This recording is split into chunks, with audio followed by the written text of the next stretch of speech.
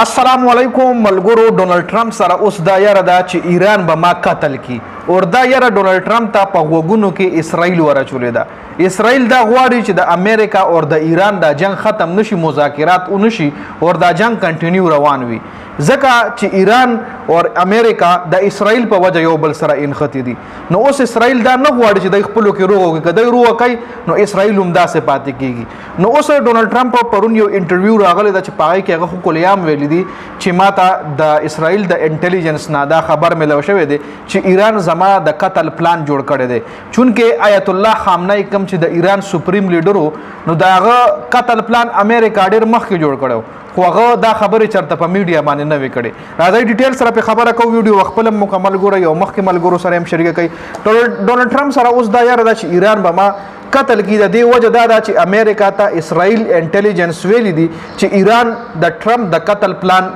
تیاری. داسې قسم خبرونه کشیدګۍ کې اضافه کوي، لکه اسرائیل داسې قسم خبرونه ځکه دغه کوي چې د ایران او د امریکا د کشیدګي نور هم سیوا شي، مطلب روغه ونشي، او اسرائیل غواړي چې د امریکا او د ایران د جنگ ختم نشي. ټرمپ دا خبره پرون په خپل انټرویو کې کړې ده چې ما ته ډېر وخت نه دا خبر راځي، دا خبرونه راځي چې ایران به تا قتلی، ایران د ستا د قتل پلان تیاری، او دا انټیلیجنس ادارې ما ته ډېر وخت نه دا خبره کوي د ایران چې وایي چې ایران تا قتلول غواړي. ټرمپ مزید ویلي دي که ما داسې حرکت د ایران د مخ نه وکتو چې نه د ما د قتل پلان جوړی یا هغوی په ما باندې جارحیت کوي، نو زه به خپل آرمي ته سختترین حکم جاری کوم او په ایران به داسې بمباري کوم چې ایران به ټول عمر په تاریخ کې یاد لري، او په ایران به داسې بمباري په ټول عمر کې نه وي شوي کومه بمباري به چې بیا زه په ایران باندې کوم. دا ټرمپ خو کلیام یو قسم له ایران له دمکي هم ورکړې ده او یو قسم له د ډرپوکۍ خبرې هم کړې دي. ټرمپ مزید ویلي دي چې ایران په هټ لیسټ کې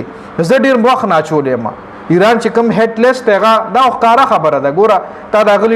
لیډر قتل کړی، به خامخا رستا د قتل پلان جوړوي، به خامخا کوشش کوي چې تا قتل کړي، ځکه تا هم د هغې سپریم لیډر قتل کړی که نه. او آیت الله خامنه‌ای هغه به خپل انټیلیجنس وی چې امریکا تا قتلی، امریکا رستا د قتل پلان جوړ کړی دی، پتا به حمله کیږي، پتا به اټیک کیږي چې څنګه پې وشو. خو آیت الله خامنه‌ای چېرته د ټربوکۍ دا خبرې نه وې کړې چې زه مطلب ما به امریکا قتل کی او امریکا زما د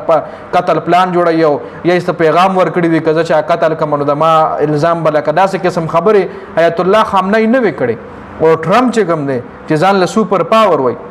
هغه داسې قسم خبرې کوي، داسې خو ښکاره خبره ده.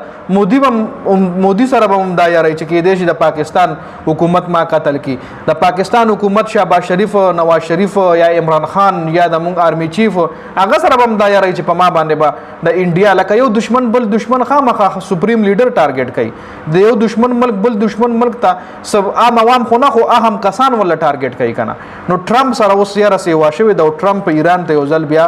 دمکي هم ورکړې ده. نو په دې ویډیو کې دا اپډیټس د حوالې سره ستاسو سره دا کمنټ لازمي وکړئ.